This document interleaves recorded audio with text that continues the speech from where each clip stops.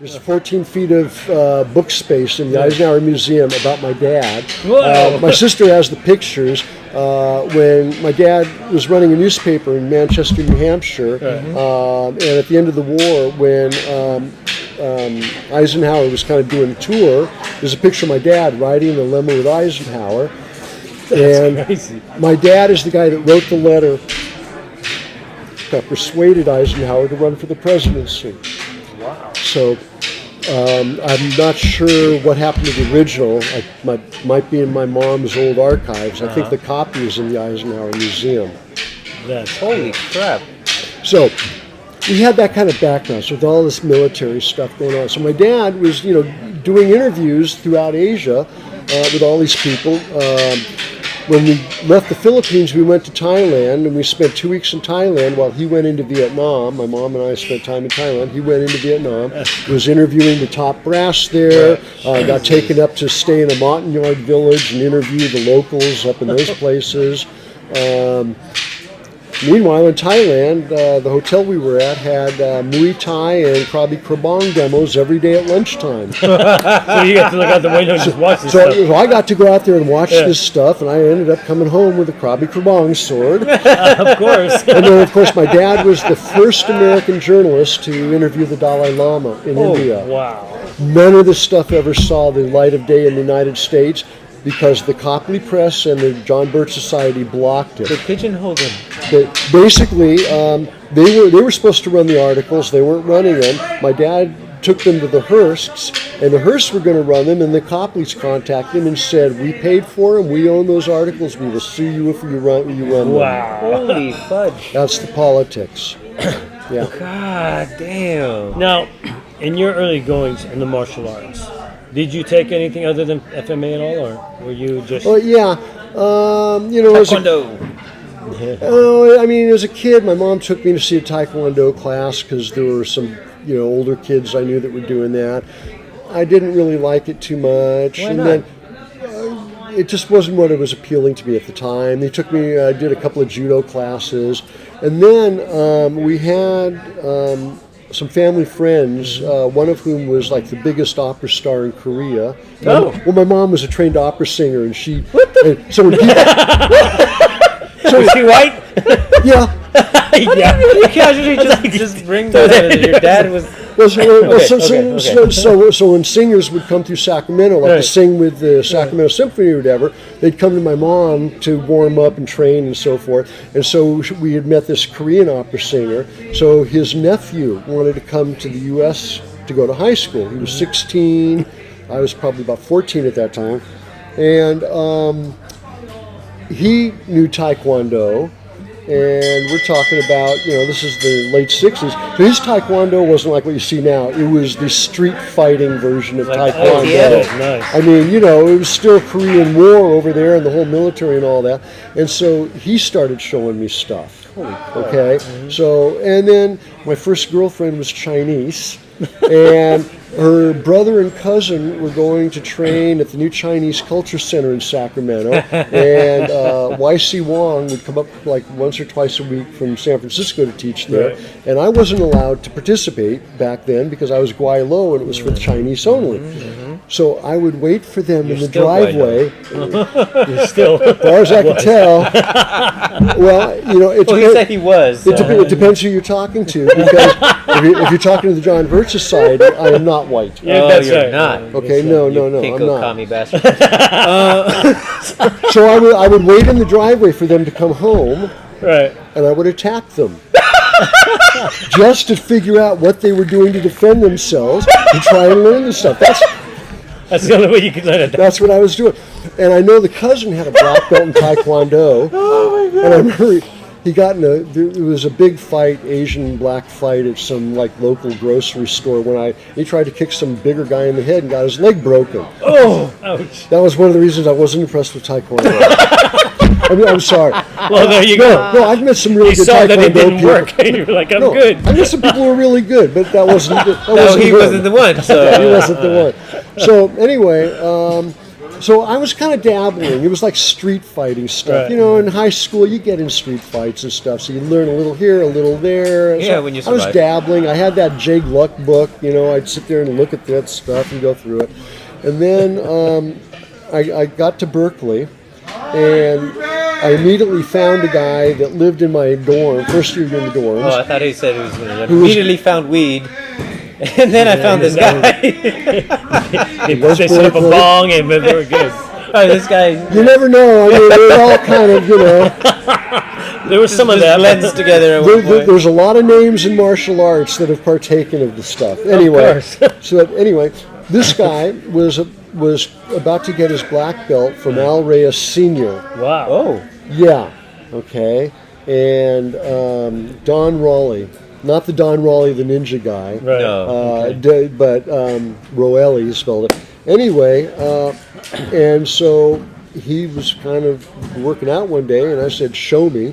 So for a little while, I kind of became a student of his in Kaji Kembo. So I learned basic blocks, punches, and kicks. Didn't learn techniques or forms, but blocks, punches, and kicks. And then I practiced and practiced and practiced that stuff. And then I had a girlfriend that was taking Aikido classes. She was Puerto Rican. No, she was ethnic, but not Puerto Rican. Anyway, Where are you finding these people? It's Berkeley. the Key Society. I want to say, was that Shihira Sensei? He was the first person to bring Key Society to Right. the United States. He was teaching a Cal. And of course, there were a lot of girls taking the classes, so I took the what the classes. heck? So, You so had a girlfriend. Come on, man. Not at that moment. Oh, he did. Oh, I'm saying. I still did. So Come on, man. Subtext. So Kaji Kembo and Aikido were the two things that I was doing back then.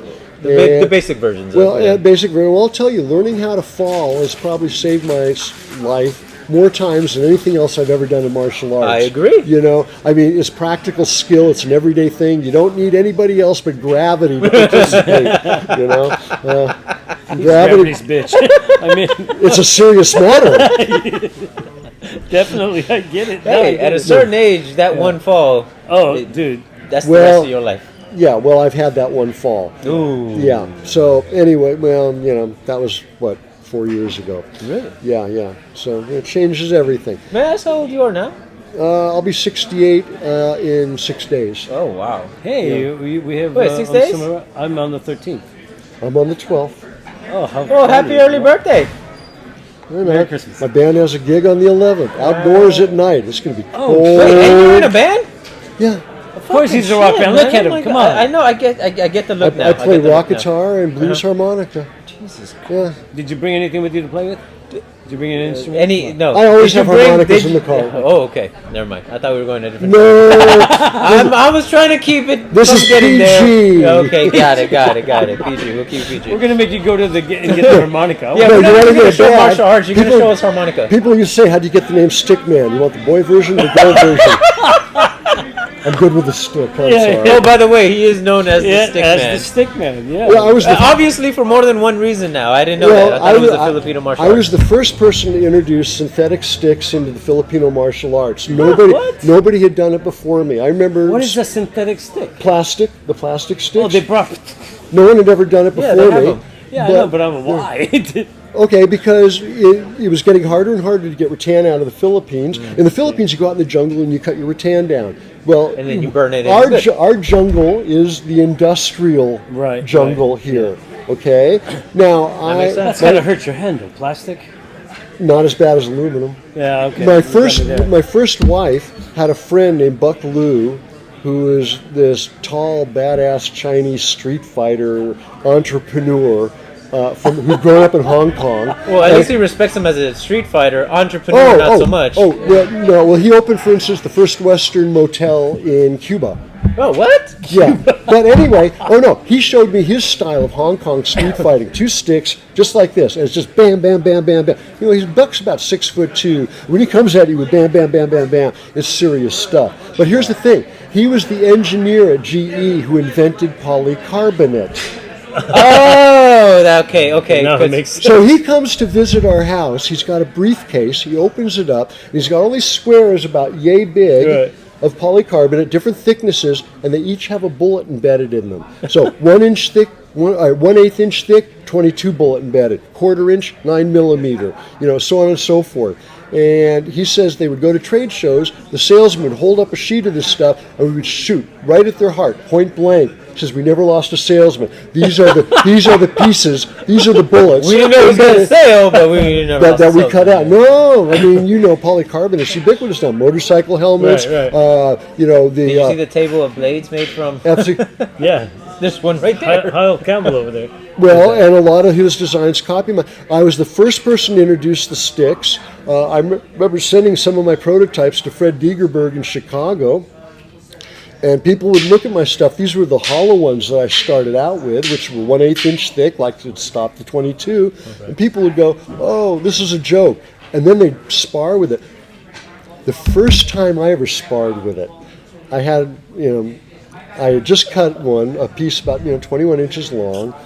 And 11 o'clock at night, I walked up the street when I lived in Berkeley. It was a 7-Eleven. 11 o'clock at night, I get up there, and I'm just carrying it with me. And there's a cop.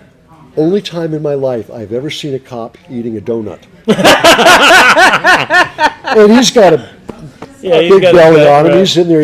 He's standing next to a patrol car. I walk up to him, and I'm holding it like stupid, like this. Right? It's just a 21-inch hollow, clear stick. I go, "Excuse me, sir, would you consider this a weapon?" And he looks at me and says, "Get out of here. You're wasting my time." And I'm like, yes! So I called my top student, Terry Garnier, who also graduated from Cabales. Okay, I trained him in Cabal Angel certified. And I said, "Terry, I got something really cool. You got to check this out." He came over, and I had 2 of these lightweight sticks. And I said, "These are so light, we can really have fun with them." And we started banging. And 10 minutes later, we're looking at our hands. They're going like that. And we go, "This stuff really hurts." And people think it's a joke, but I've seen someone's head cracked open with one of those lightweight hollow sticks. No one had ever done plastic sticks before, and I began selling them. I started advertising in Black Belt magazine, and the ads were, "They're fast and they're last." They're fast and they last. Well, what happened when I went to the Philippines, I've been training, for like the last month before I went. I probably went through a rattan stick every day. I'd get up in the morning, I would do bag work for a couple hours, and then I have students come over, from mid-afternoon till late afternoon, and then my training partner would show up around 6 o'clock, and we would spar until like 11 or 12 at night. I had a pile of rattan in the yard. It was all shredded up. Every day I'd go, "I'm not using that one again." It's like getting dust in my eyes. With that smell. Oh, the smell. We love the smell. Come on. I mean, that lets you know that you're training hard. That burnt rattan. Oh, yeah. Yeah. You missed that, okay? You do. And rattan absorbs shock better than just about anything, right? I was going to ask about that with the composite ones. How is that with shock?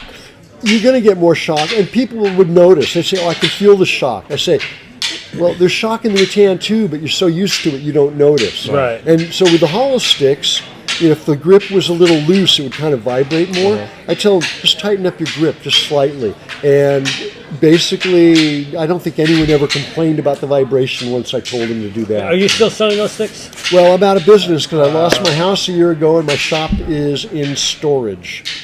I want a pair of sticks, goddammit. Everyone does. I had 2 people from Europe in the last week contact me to see if I still have anything to sell. It kind of hurts that I don't. But anyway, so thanks for bringing something like that up. I was going to ask, but still, I was going to. Anyway, yeah. You were going to ask. I totally was. I wanted to get some in black.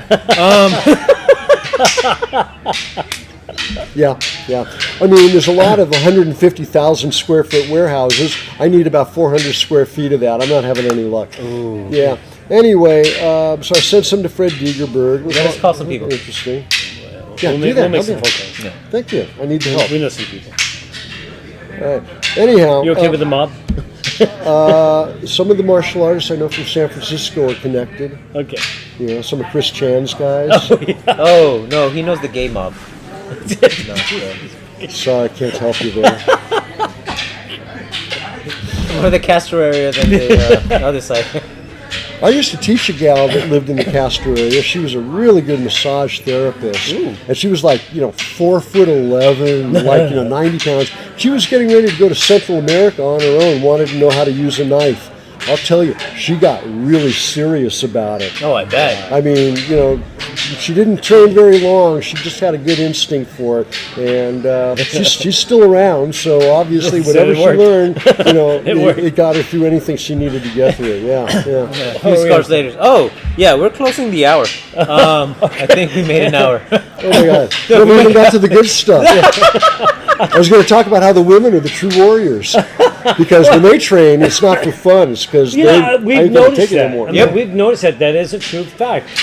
When they show up, they've been emotionally, physically, or sexually abused at some point, and they're not going to take it anymore. The next guy out of line is going to get an attitude adjustment.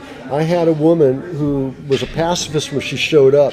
6 years later, when her ex-husband, who is a former professional heavyweight boxer, tried to kidnap, to rape, and murder her, she put him in the hospital in intensive care. Awesome. I love it. Disarmed him in the process. It happens. Yeah. But you have to It practice should, them. it should happen that Well, way. though. we had talked with Graciela Casillas, and she was saying, nope, You should train like women. Yeah. She says that. She said you should train like women because women have a very, the way they think about training. It's Well, the totally way they different think guy. about it, and then just again, like earlier, we were talking to Horatio Rodriguez about his master and the physical differences that he had to adapt to make his stuff work. Women, by virtue, physically just have less upper body strength, so Yep. they have to make the technique work properly. Yeah. Versus supplementing strength and thinking that's enough to work it. Correct. And I think mindset really is like one of the keys, because women are taught basically to be submissive, to be agreeable, to go along, to be polite, which gets them into trouble very often because they're socialized by men to be like that. And it's like They even flourish in some ways because of it. they either show up realizing that they need to flip that attitude, or it gets flipped in the course of the training where they discover that inner warrior spirit. Guys show up because their friends doing it, or they want to do tournaments, or it's fun. It's hard to find guys that have that same level of intensity when they really, when they come to focus the on art. it. Right, Yes. right. And we see that quite often. What was that? I don't know where you went, but even like we know a young lady by the name of Rebecca. Oh yeah. You know her, right? Becca. Yes. And she has that attitude, like, nope, I'm not a woman. I'm a fighter. I'm a fighter. She's Oh, yeah. top now, isn't she? Oh yeah. Yeah. She's awesome. We don't talk about it. She's supposed Shout out to you, Rebecca. Becca. You're awesome. Yeah. She's usually at things like this. He's but- heard of you. That's amazing. Yeah. Well, I know her dad, There you go. and he's a scary guy. We never got that far in our friendship. No, Oh, I've seen Miguel on the floor. Okay. Her dad passed away. Wait, really? Becca. I Are we talking about the same one? I thought it was. Rebecca. I thought we were talking Miguel German. Aren't we? No. No, we're talking about different Rebecca. Yeah. Oh. Sorry, Becca. Another Becca. But both of them. No, but for the same reasons. For the Yeah. same reasons, because we do know, they're, Because she's also a cop. yeah. Rebecca. The one Yeah, we know. the one we know. Or maybe I'm the one that's confused. It's quite likely. Anyway. It happens all the time. Well, she's actually a student of Dennis Duarte. Is that the same They guy? both trained with Ron and Stellar. Yeah, they trained with Ron. No, okay, no, it's a different one. Yeah, see? Sorry, Same Rebecca. story, though. Similar Okay. story. Yeah. Okay, no, I know, Very and similar. I know Ron. Yeah. Okay, so But anyways, we definitely do agree that we've had many conversations where some people are like, oh, the martial arts are dwindling. Then you get female martial arts and they're like, no, the martial arts is growing. And I'm like, Yeah, oh, I especially with wonder the women's why. side of it. Yeah. Because The there are women's- more women. I mean, And I think that's sort of across culture in general. I mean, for instance, if I go on YouTube and I'm looking at the hot young guitar players, there's a lot more women out there that are shredding. Yeah. they're amazing. I'll never be that good. We won't hold it against you, though. Oh, thank you. So should we get the harmonica now? Okay, folks, we're gonna Yeah. go and reset the table. We're gonna ask Kind this. of went overtime on Yeah, this. we're gonna ask Not gonna happen. we're gonna ask Jeffrey to pull out a pair of sticks and see why he is called the Stick Man. Wait, what? We're not doing the harmonica? No! God damn it. Unless you would like to play with your harmonica. No, that's deadly. Then we'd all die. Okay, Then we'd all die. we'll be right back. We'll be right back, folks. So we're gonna reset. We'll shoot it this way, and then we'll do some stick stuff. All right, folks, here's a portion of our show where we like to have our guests do any kind of a demo that they PG want. version. And Nyane's just going to, I'm sure he's going to get hit, so this is going to be a lot of fun. It's not Kajikembo. We don't go until there's blood on the Right. floor. Do you want to say hello I or appreciate shout out that. to Thank anybody you. or Thank you. make any like plugs for your own stuff that you're doing? I don't know. You want to talk about the shirt that you're sporting right now, by any chance? Yeah, where'd you get that shirt, by the way? guys? Yeah, where'd you get that? Oh, I got this from Dennis. That's right.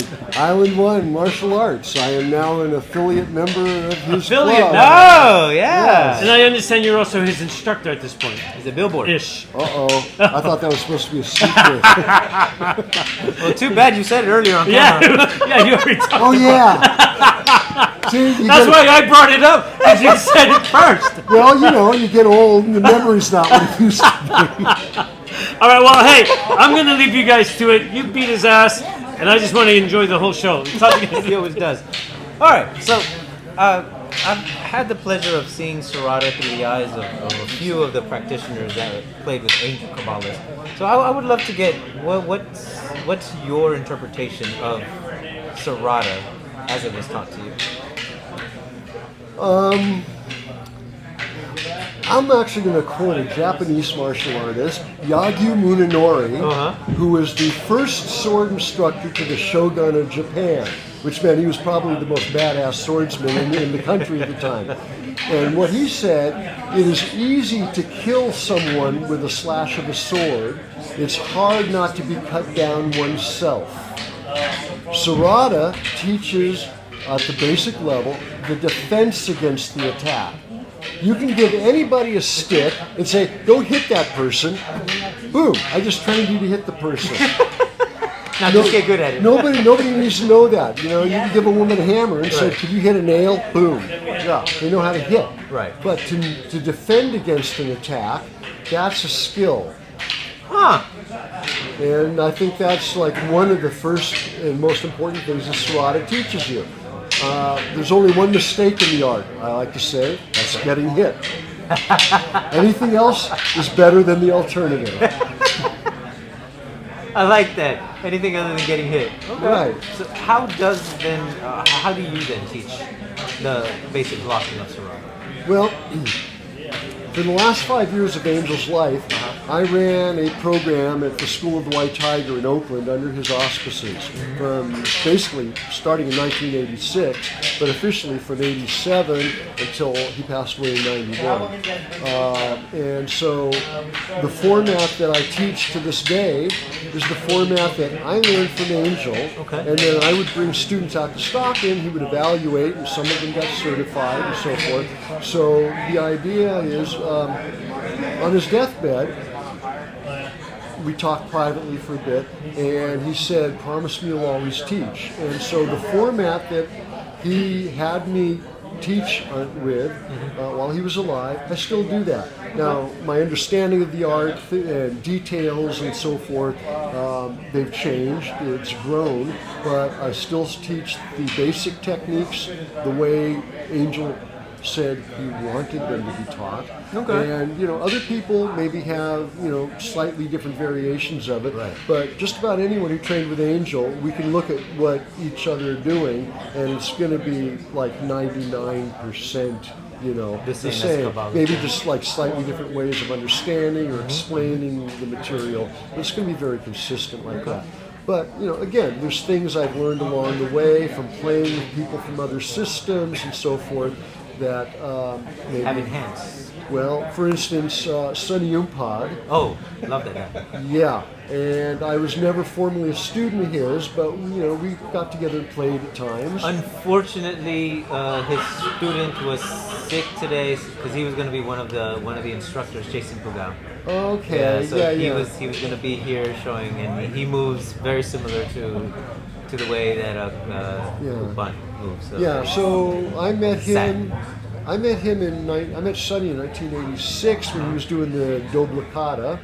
And then when I came back from the Philippines, he was working on a Sikaran.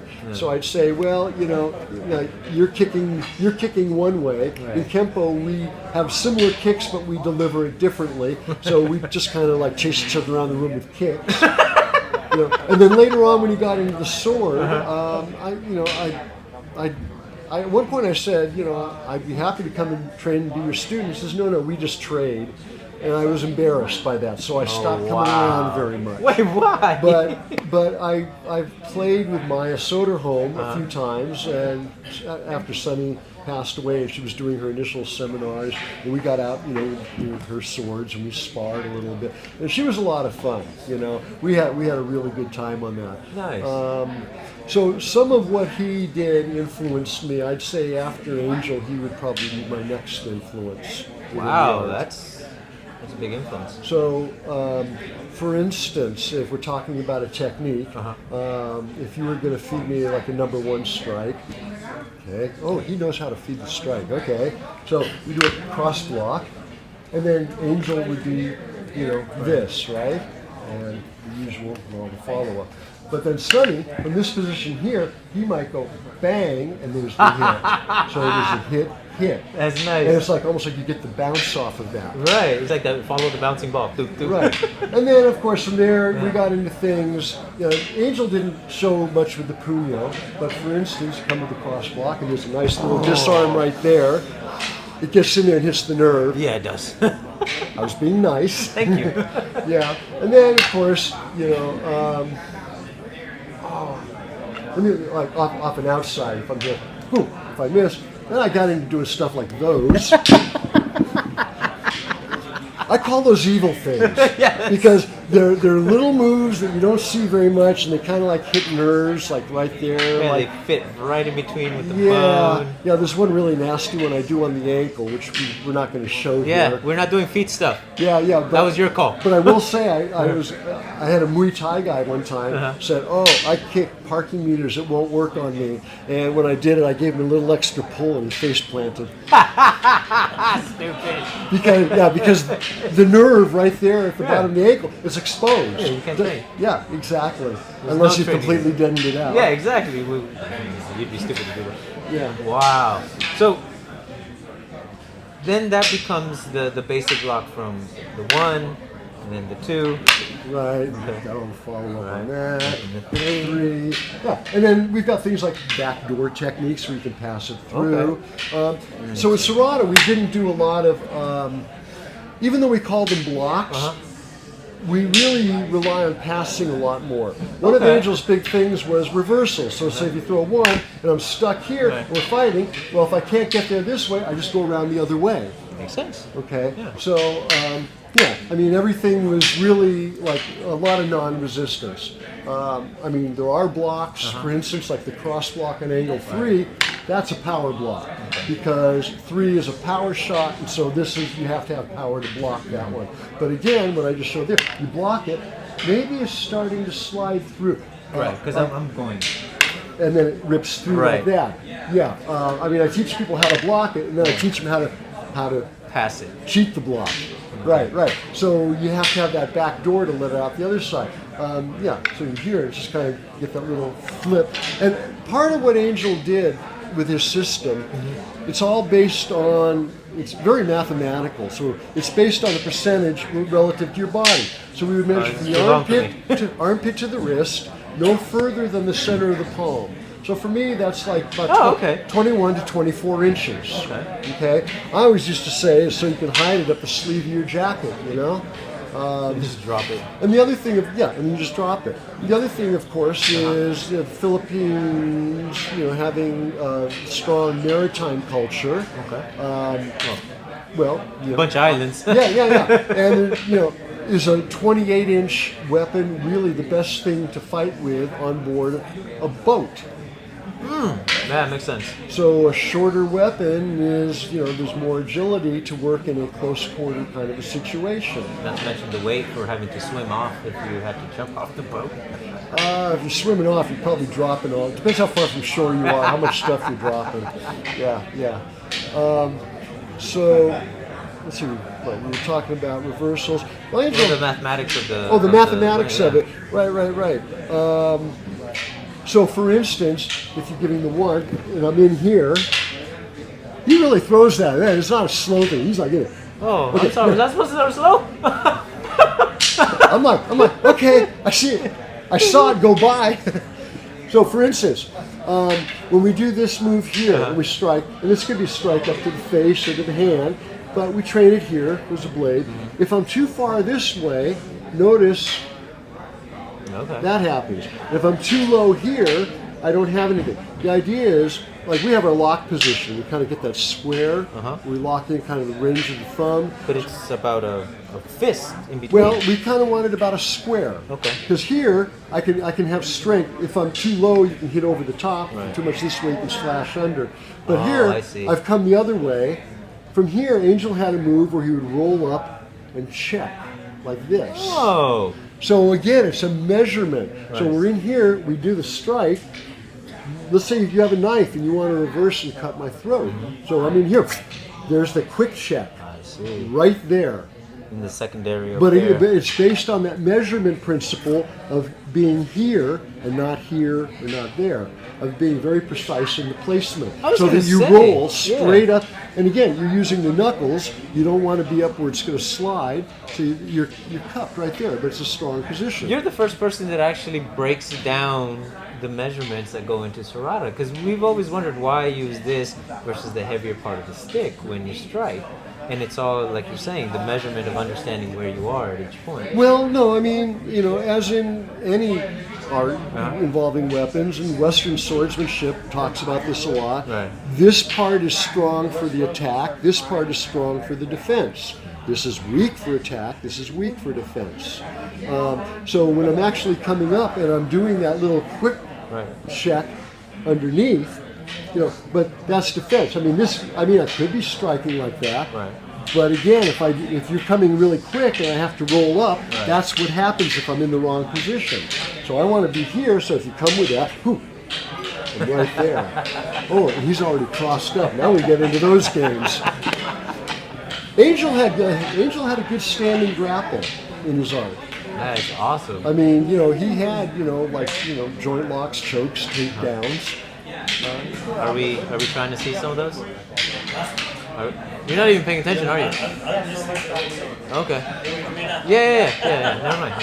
He didn't actually hear what I said, which is a good thing for me. It's a good thing I for him. appreciate it. Oh, Appreciate it. Thank you so much. I love what you're talking about, and whenever we've seen somebody demonstrate Serrata inside one, outside one and stuff, I've always had a question about it, right? I mean, the first thing that we always notice is that people will deliver and feed here and stop. But we've always thought that was very impractical, because who the hell ever... That's not how Angel taught us to do it. But see, that's just it. But that's what you see in demos all the time. They go, okay, boom, that guy goes... No, he stops mine. Yeah. Did you notice when he threw that first strike, and he threw it very accurate, but you notice I kind of grabbed it and pulled it Right. in? Yeah. That was one of Angel's tricks. But see, that's Well, the thing. isn't that You the don't see disarm that. that you use for the tournament? No. Oh, no? No. So what I'm saying is people would stop, Angel would grab it and go to here. He said, because if you stop there, now you're training people to reach. Yeah. And Angel didn't want people to learn to reach. The idea is you let the attack come and you make your move. Okay? There are a lot of Yeah, little but when songs. it's ever demoed, they always have the feeder. They almost stop right Stops there. at a distance. So that you can even go the in full and do all extension the- isn't where it is. Well, I don't know. I mean, if you're feeding me to here, Right. I'm going to be here. That forces you to turn. Yeah. You want to be in the correct position. Right. Exactly. I'm trying. Right there. And then I've got, whatever it is I want to be doing. No, the disarm I did in the tournament was, it's a 3-parter. I don't know if I should show this one. Oh, Go ahead. twist down, and it's straight to the ground. Now I'm going to press it towards him. Notice it's breaking the grip here. Right. Now I twist it the third way. Now, if you do it really fast, it's almost like just turning a key in the ignition. Point. Well, that's what he did. Well, That's yeah, like because he throwing went, down. oh. Point. Yeah. Well, it was really cool because I was talking about the mask, right? So when I first started, all I could see was the inside of the mask. And then in my later training, I could see the mask on the opponent's face. When I was looking my opponent eye to eye and not seeing the mask at all, that's when I knew I was ready to go to the tournament. Now, when I disarmed this guy in the tournament, his eyes went like this, like sausage. I'd never seen eyes do that before. And you know what? I think he had 2 more rounds to fight me, and he was scared after that. I ripped the stick out of his hands, and he was on the run after that. It was over. Richard Bastillo walked by. My first wife was there with me. You beat him psychologically. Yes, and when she's sitting there wringing her hands, Richard Bastillo walks by. He looks at me in the ring, and he looks at her and says, "Don't worry, he's got it." the other fights were tougher. That was my easy fight.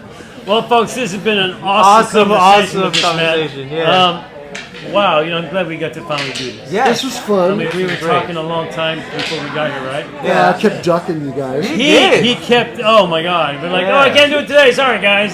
Oh, we weren't ready to go up there. I got sick. I got COVID. Whatever. My gout is acting up. Your future projecting. I'm not there yet. I know. Okay. So, anyways, this has been an awesome conversation with me, Rick, and me, Naeem, and our good friend now, because this guy's awesome. The Stick This Man? is the Stick Man, Jeffrey Finder. Dude, Jeff or Jeffrey? Either one. Jeff. This guy.